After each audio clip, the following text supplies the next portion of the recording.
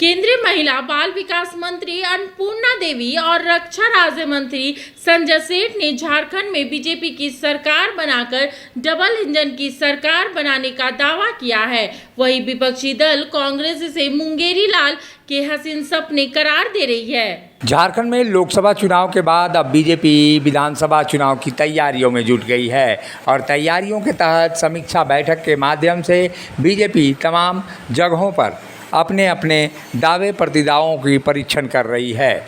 BJP की हार जिन सीटों पर हुई है उस पर गहन चिंतन मनन किया जा रहा है।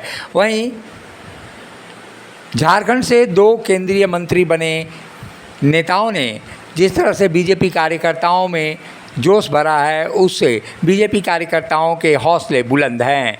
केंद्रीय बाल एवं महिला विकास मंत्री अन्नपूर्णा देवी और केंद्रीय रक्षा राज्य मंत्री संजय सेठ का स्वागत जिस अंदाज में बीजेपी के नेताओं ने किया वो निश्चित रूप से बीजेपी में उत्साह का संचार कर रही थी।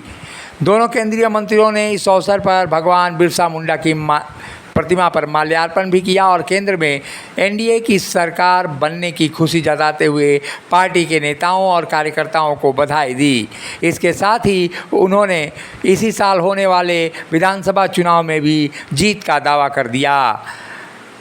केंद्रीय महिला एवं बाल विकास मंत्री अन्नपूर्णा देवी ने झारखंड में डबल इंजन की सरकार बनाने की दावे किए, तो वहीं बाबूलाल मरांडी ने जिस अंदाज में झारखंड में चंपई सोरेन को हटाकर बीजेपी की सरकार बनाने का दावा किया गया उससे निश्चित ही बीजेपी के नेताओं और कार्यकर्ताओं में उत्साह का संचार हो रहा है।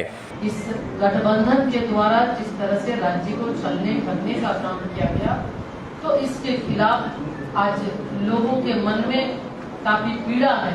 आज नौजवान भटक रहे हैं, नौकरी के नाम पर चलने का काम किया गया, वादा करके वादा खिलाफी सरकार के द्वारा किया गया। तो इसलिए हम सब लगकर, चूंकि भारतीय जनता पार्टी के हम कार्यकर्ता हैं, राष्ट्रीय प्रथम की भावना से हम काम करते हैं। हम उसी भावना के साथ राज्य को श्रद्धेय अटल बिहारी वाजपेयी जी ने झारखंड प्रदेश का गठन किया, राज्य का निर्माण किया। तो आज ये भारतीय जनता पार्टी के कार्यकर्ता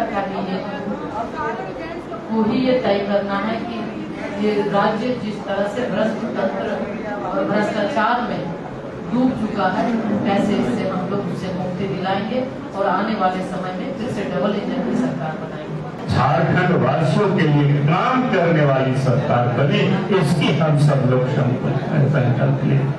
और मैं विश्वास के साथ कह सकता हूं कि आज जो हमारे यहाँ 2 मंत्री हैं, दोनों मंत्री भी जब लोकसभा से या सरकारी कामकाज से थोड़े भी समय मिलेगी तो जनता के बीच झारखंड में पूरी समय दोनों देंगे और सभी सांसद भी देंगे और हम सब लोगों को मिल करके जो अभी मंत्री जी कह रहे थे कि हमें डबल इंजन की सरकार बनानी है तो निश्चित रूप से झारखंड की जो विकास की गाड़ी है वो तेजी से आगे बढ़ेगी।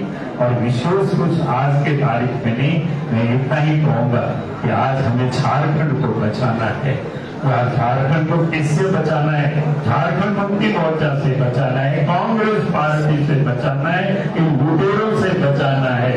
ये जो दलाल बिचौलिए हैं, जो लोग सरकार को घेर करके इस राज्य को लोग लूट रहे हैं, उन लोगों से झारखंड को बचाना है। कोडरमा से सांसद अन्नपूर्णा देवी को पिछली सरकार में राज्य मंत्री से अलग हटकर उन्हें प्रोन्नति देते हुए महिला एवं बाल विकास जैसा महत्वपूर्ण मंत्रालय का जिम्मेवारी सौंपी गई है। वहीं दूसरी ओर रांची से सांसद बने संजय सेठ को केंद्रीय रक्षा राज्य मंत्री बनाया है।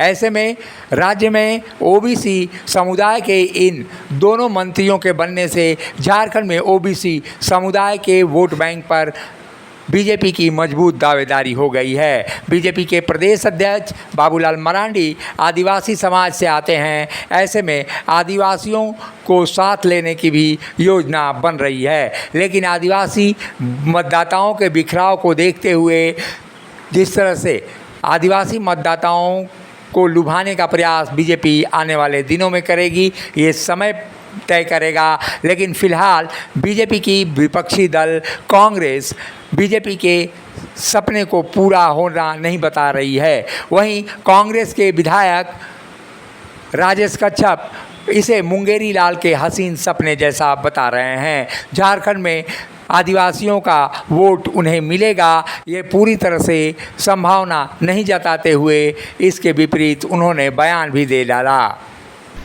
देखिए, बाबूलाल जी कुछ भी बोल देते हैं। देखिए, बाबूलाल जी बड़े नेता हैं, राज्य के मुख्यमंत्री रहे हैं, सांसद रहे हैं।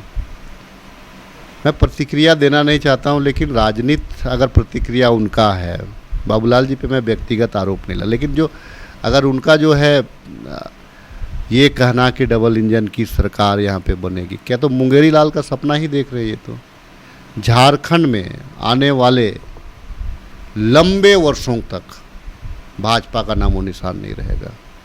झारखंड में आदिवासी समुदाय और ओबीसी का समुदाय निश्चित रूप से प्रभावी समुदाय है। ऐसे में दोनों समुदायों को बीजेपी अपने खेमे में लेना चाहती है, लेकिन ओबीसी का एजेंडा तो बीजेपी के पास मजबूत है, वहीं जो आदिवासी का एजेंडा है वो कमज़ोर होता हुआ दिखाई दे रहा है। ऐसे में आने वाले 4 महीनों में बीजेपी आदिवासी मतदाताओं के बीच कितनी अपनी गहरी पैठ बना पाती है, ये समय तय करेगा। लेकिन इतना ज़रूर है कि आदिवासी मतदाताओं के सहारे बीजेपी इसी वर्ष होने वाले विधानसभा चुनाव के बाद सरकार बनाने का सपना संजोने लगी है। मुखर संवाद के लिए रांची से अशोक कुमार की रिपोर्ट।